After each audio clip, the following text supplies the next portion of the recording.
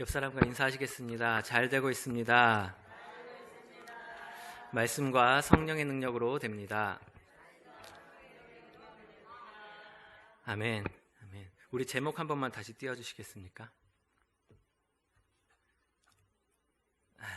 네. 우리 제목 은사와 직분 그리고 사랑이라는 제목으로 우리 오늘 같이 말씀을 나누려고 하는데요. 현재 우리나라는 경제적인 어려움으로 인해서 맞벌이 부부가 많이 늘어나게 되었죠. 이로 인해서 육아와 직장 생활을 병행해야 하는 엄마들의 고충이 많이 늘어나고 있습니다. 그래서 그들 대부분은 육아도 일도 척척 잘 해내는 슈퍼맘 컴플렉스라는 것에 걸려 있다고 합니다. 그런데 이 슈퍼맘 컴플렉스가 사회에만 존재하는 것이 아니라 이 교회 안에도 존재하고 있습니다. 바로 슈퍼 성도 컴플렉스라는 것입니다.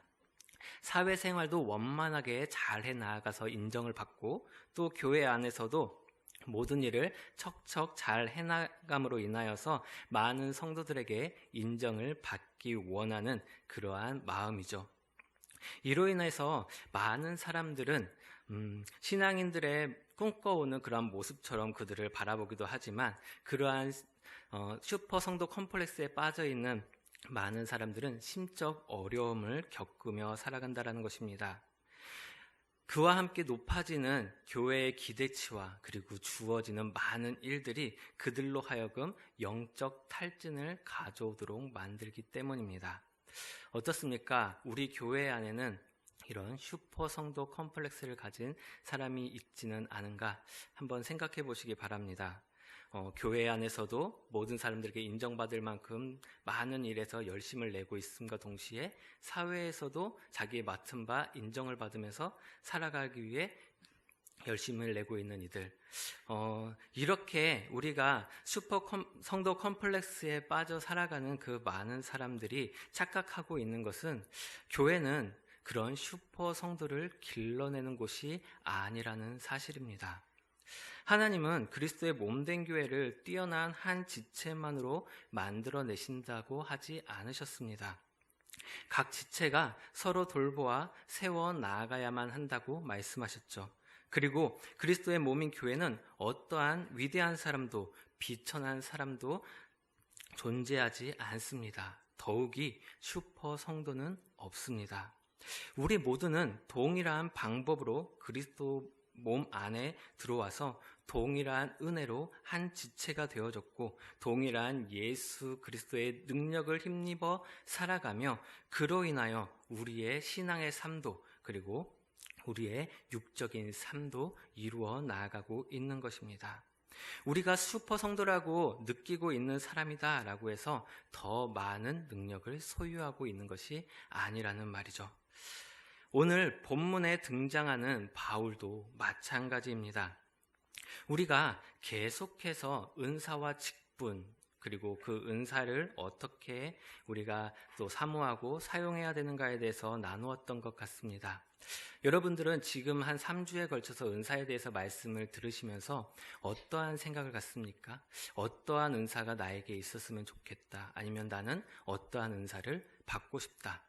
혹은 내가 가진 은사는 무엇인가? 내가 가진 은사로 어떻게 교회를 섬길 수 있을까?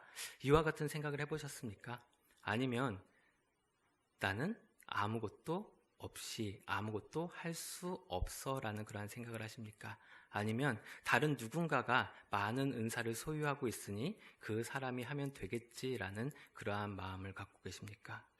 어떠한 것이 은사인가에 대해서 우리는 첫 번째 은사의 목적에 대해서 이야기를 하면서 같이 은혜를 나누었습니다. 이 은사는 우리 어떠한 사람이 가지고 있는 능력이 아니라고 이야기를 했죠. 그것은 하나님께서 교회를 세우기 위해서 사람들에게 부어주시는 은혜, 능력이라고 이야기를 했습니다. 결국 은사의 목적이 성립이 되어지지 않는다면 그에게 은사가 주어질 필요가 없게 되어진 것이고 또 은사가 주어질 필요가 없으니 그 은사를 발휘할 수도 없게 되어지는 거죠. 우리가 정말 이 교회 안에서 은사를 발휘하는 삶을 살고 싶고 내가 그 은사를 받은 자로서 살길 원한다라면 교회 안에 하나님의 뜻을 이루기 위해 우리가 그 섬김의 자리로 먼저 나아가야 된다라고 이야기했습니다. 그것이 하나님이 은사를 주시는 목적이기 때문이죠. 우리가 그 자리로 나아갈 때 우리에게 은사를 주시는 목적이 발휘되어서 우리에게 주어진 그 은사가 내가 그 하나님의 일을 감당할 수 있는 자로 세워질 수 있도록 만들어져 가는 것입니다. 즉 은사의 목적이 먼저 우리에게 성립이 되어지고 그 다음이 우리에게 주어지는 은사가 발현이 되어져야 된다라는 것입니다. 오늘 본문 속에 등장하는 바울에게도 은사가 주어졌습니다. 그리고 그에게는 특별한 직분이 부여되었죠. 우리 오늘 같이 읽은 로마서 11장 13절 말씀을 같이 읽어보도록 하겠습니다. 내가 이방인인 너희에게 말하노라. 내가 이방인의 사도인 만큼 내 직분을 영광스럽게 여기노니. 아멘. 내가 이방인인 너희에게, 내가 지금 복음을 증거하고 있는 너희 로마 교회 사람들에게 말한다. 내가 이방인의 사도인 만큼 내가 이 직분을 영광스럽게 여기노라 라고 말이죠. 사도 바울은 예수 그리스도로부터 부름을 받은 후 그는 이방인의 사도라는 직분, 그 타이틀을 얻게 되어집니다. 그리고 그것을 위해서 끝까지 달려나아가는 삶을 살게 되어지죠. 우리는 신약 성경의 많은 부분을 이 사도 바울이 기록한 것으로 인하여서 사도 바울을 좀 특별하게 생각하는 경우가 많이 있습니다. 그가 가지고 있는 능력이나 그가 가지고 있는 특별한 은사가 발휘됨으로 인하여서 이 사도 바울이 하나님으로부터 좀 특별하게 부름을 받은 사람이다라고 말이죠. 하지만 사도 바울도 자기의 서신서 곳곳에서 자신의 연약함을 말하는 부분들을 우리는 곧잘 보게 되어집니다. 자신의 약한 것 외에는 자랑할 것이 없다라고 이야기하며 자신에게는 육체의 가시, 곧 사단의 사자가 주어져 있다라고 이야기를 합니다. 이 사단의 사자, 육체의 가시로 말미암아 3번이나 하나님께 구하고 간구하였지만 하나님께서는 오히려 그 가시가 그에게 있는 것이 자만하지 않게 하고 그로 하여금 겸손히 주를 섬길 수 있는 자로 세우기 원함이다라고 말씀하시면서 내 은혜가 족하다, 이는 내 능력이 약한 데서 온전해짐이다라고 말씀하셨습니다. 즉 그는 다른 사람보다 육체적으로 많이 어려움을 겪고 있는 질병 가운데 사역을 감당했다라는 것입니다. 또 자기 자신을 표현하기를 만삭이 되지 못하여 난 자 혹은 죄인 중에 괴수라고 칭하면서 이전에 자신이 예수 그리스도를 믿는 자들을 핍박하며 살았던 자신의 삶에 대해서 이야기하는 경우들을 보게 되어집니다. 주님을 만나기 전 그의 삶이 어땠는지 잘 알 수 있는 그런 부분이 되어지죠. 이렇게 많은 사람들로 하여금 나는 사도로서 인정받을 만한 그러한 모습 또한 없는 자다라고 자신을 낮추어 말하기도 합니다. 이렇게 자신의 능력, 자신이 가지고 있는 모든 것들을 낮게 평가하며 말할 수 있는 것, 그 안에 사실 참된 은사가 주어졌기 때문입니다. 하나님으로부터 부름받은 그 순간 그가 서야 할 곳이 어디였는지, 또 그가 해야 할 일이 무엇인지, 그리고 그로 인하여 하나님이 이루고자 하시는 뜻이 무엇인지를 깨닫게 되어지는 은사가 주어진 것이죠. 이 은사가 올바로 주어진 이 사도 바울은 자신이 이전에 가지고 있던 능력, 우리가 말한 스펙을 모두 포기해버리게 되어집니다.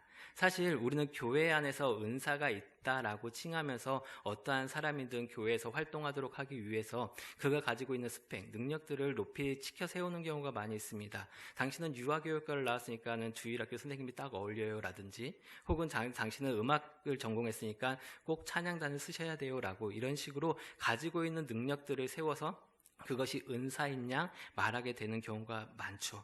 하지만 사도 바울은 예수님을 만나고 참된 은사에 대한 은혜를 경험한 뒤에는 자기가 가지고 있던 그 모든 신분을 다 내려놓게 되어집니다. 자신은 유대인으로서 8일 만에 할례를 받았고 베냐민 족속 히브리인 중에 히브리인으로 율법으로는 바리새인으로서 많은 율법을 알고 있던 자였고 열심으로는 교회를 박해하고 율법의 의로는 흠이 전혀 없는 자라라고 자신을 칭하고 있습니다. 그리고 가말리엘 문화에서 수학을 했기 때문에 다른 누구보다도 고등 학문을 가지고 있었던 자다라고 이야기를 하죠.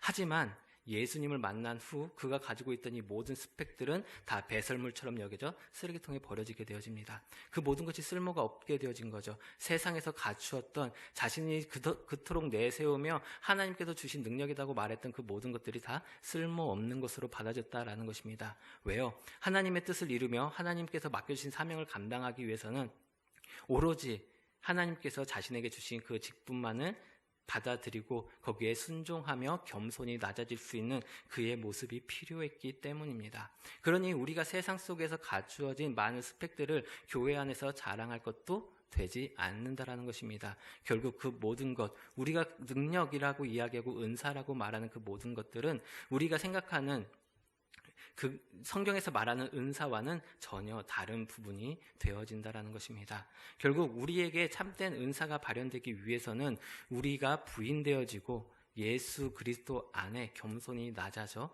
내가 하나님의 필요에 따라 무엇을 해야 하는가를 생각하는 그 시점에서부터 시작하게 되어진다라는 것입니다. 그래서 사도 바울은 자신의 모든 것을 포기하게 되어지고 유대인으로서가 아닌 이방인으로서의 모습으로 이방인들에게 다가가게 되어집니다.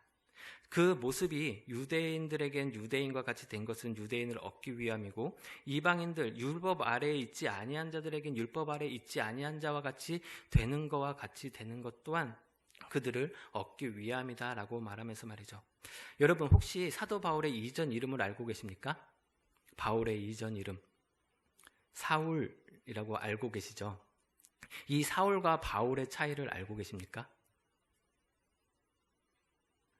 사울 하면 또 다른 한 명이 생각나지 않으십니까? 사울, 왕이 생각나시죠? 네. 이 사울이라는 이름은 히브리식 이름이고 바울이라는 이름은 로마식 이름입니다.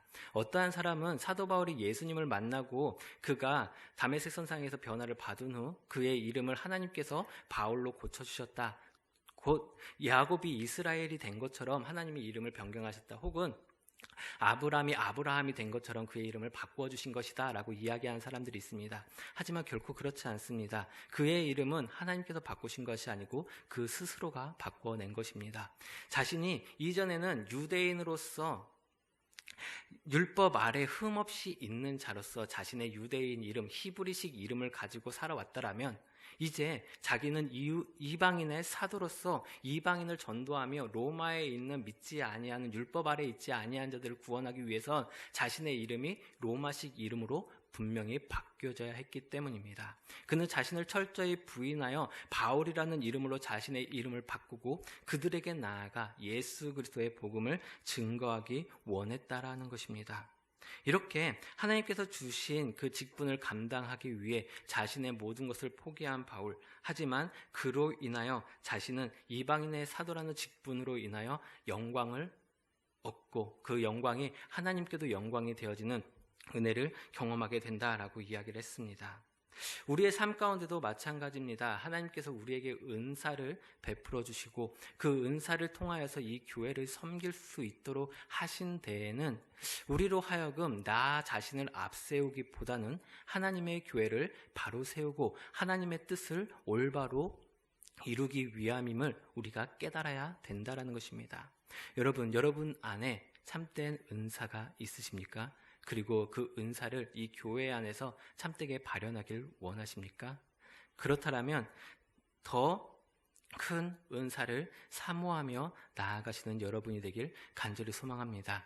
혹 이전에 여러분들 스스로에게 하나님께서 부어주신 은사가 있다라면 그 은사가 이 교회를 세우기 위해서 하나님께서 나에게 주신 것이다 라는 것을 고백하며 이전까지는 내가 그 은사에 대해 어떻게 활용을 해야 할지 몰랐지만 이제는 하나님 뜻 안에서 온전하게 사용되기 원합니다 라는 고백으로 그 은사가 충만하게 발현되길 소망하며 또 하나님께서 여러분들에게 합당한 직분을 맡겨주셨다라면 그 직분으로 인하여서 하나님께 영광이 되어지는 즉 그 직분을 영광스럽게 감당할 수 있는 여러분들이 되길 간절히 소망합니다. 자, 이 고린도 교회에 대해서 조금 더 이야기를 하면서 말씀을 전하고자 합니다. 이 고린도 교회 우리가 같이 말씀을 나눈 고린도전서 12장 마지막 부분이었는데요. 이 마지막 부분에서 더 큰 은사를 사모하라. 내가 또한 가장 좋은 길을 너희에게 보이리라 라고 말씀하시며 12장 31절에서 말씀을 마치고 있습니다. 그런데 더 큰 은사는 무엇일까 라고 생각을 하며 사람들은 13장에 나타나는 사랑이 더 큰 은사야 라고 이야기를 하게 되어지죠. 하지만 사랑도 은사로 받아들이고 이야기할 수 있는 부분이 되어지겠지만 사실 여기에서 말하는 이 사랑은 우리가 받은 그 은사에 없어서는 안 될 요소로서 칭하게 되어집니다. 즉 우리가 어떠한 은사를 받았으면 그 은사가 더 큰 은사로 발현되기 위해서는 그 은사 안에 사랑이 분명하게 존재해야 된다라는 식이죠. 우리가 사랑이 없이 은사를 발현하는 것은 결국 하나님의 뜻에 어긋나는 것이 되어집니다. 왜냐하면 요한일서 4장 8절에서 말씀하는 것과 같이 하나님은 사랑이시기 때문입니다. 사랑 그 자체가 하나님이시고 그 하나님이 우리에게 은사를 주신 것이라면 그 은사 안에는 분명 하나님의 능력, 즉 하나님의 영이 포함되어져 있는 그 사랑이 주어져야 된다라는 것이죠. 그래서 우리가 어떠한 은사를 받았고 그 은사를 바로 발현하기 위해서는 사랑이신 하나님의 속성이 그 안에 포함되어져서 능력으로 나타나야 된다는 것입니다. 그래서 우리가 이 13장 말씀, 사랑장이라고 이야기하는 이 말씀을 차근차근 하나씩 읽어가시면서 사랑이라는 말 대신에 하나님이라는 말로 바꿔서 이 말씀을 읽어보게 되어지면 정말 우리가 가지고 있는 은사 속에 하나님이 없으면 아무것도 아니고 하나님이 없으면 내게 아무 유익도 없고 하나님이 아니고선 우리가 아무것도 할 수 없구나라는 사실을 고백하게 되어집니다. 우리 안에 여러분 안에 주어진 그 은사 그리고 우리가 앞으로 소망해야 될 그 은사 속에 하나님의 속성인 이 사랑이 충만하게 또한 임하길 간절히 소망합니다. 마지막으로 말씀드립니다. 우리 안에 은사가 있는 것 그리고 은사를 발현해서 교회를 섬기며 나아가는 것 사실 이 은사는 성령의 다름 이름이다라고 이야기해도 과언이 아닙니다. 성령이 받은 자들에게 주어지는 것이기 때문이죠. 여러분, 우리가 은사를 이 교회 안에서 발현을 하고 내가 활용을 하고 있다라면 내가 성령 받은 하나님의 사람이라는 것을 깨닫기 소망합니다. 그리고 그 성령의 능력으로 내가 지금 하나님의 일을 감당하고 있고 또 나의 힘은 없으나 나는 연약하고 부족하지만 내가 하나님께 드릴 것은 없으나 주님이 주신 그 능력이 나로 하여금 지금 이 자리에서 지금 이곳에서 내가 섬기는 이 교회 안에서 내가 살아가는 나의 삶 속에서 예수 그리스도의 이름 성령의 능력으로 발현되어지고 있구나 고백할 수 있게 되어질 것입니다. 여러분, 우리는 부족합니다. 우리는 모두가 다 죄인이고 우리는 모두가 다 하나님 앞에 섰을 때 부끄러운 모습일 수밖에 없을 것 같습니다. 하지만 조금이나마 우리가 이 부끄러운 모습 속에서 하나님 앞에 기쁜 마음으로 서기 위해서는 주님께서 우리에게 맡겨주신 그 사명을 감당하기 위하여 노력하며 그 사명을 감당할 수 있는 은사를 충만히 받길 소망합니다. 그리고 그 은사에 따라 이 교회를 섬기고 세상을 섬기고 하나님의 나라를 확장시켜 나아갈 수 있는 여러분 모두 될 수 있길 간절히 소망합니다. 아멘. 함께 기도하겠습니다.